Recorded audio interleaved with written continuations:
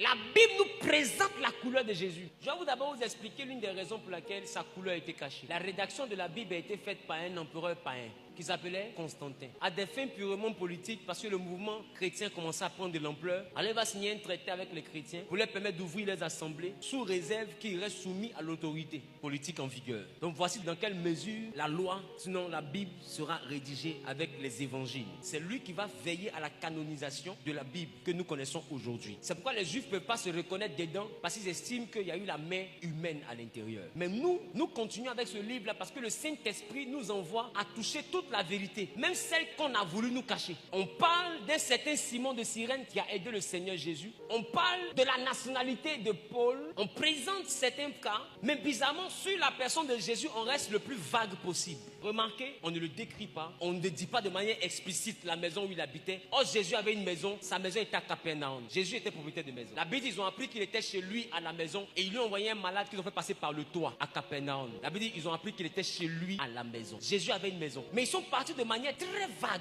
sur sa réelle identité. Ils sont concentrés sur sa mission. Pourquoi? Parce que les Noirs ont toujours été, dans la période romaine et grecque, traités comme une sous-race.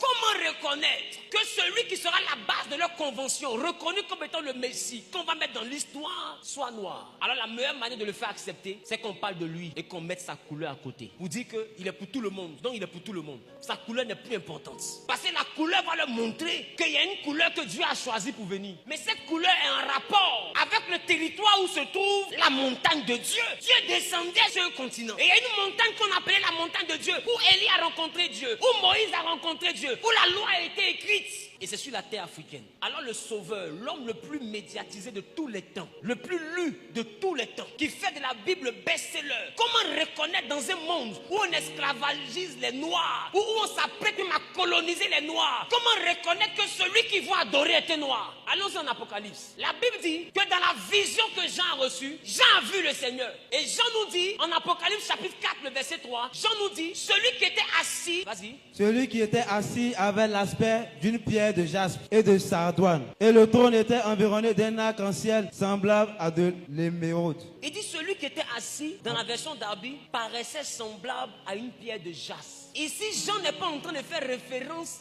au côté pierre, il fait référence au côté couleur. Ils ont présenté la couleur dans la Bible, mais avec des codes.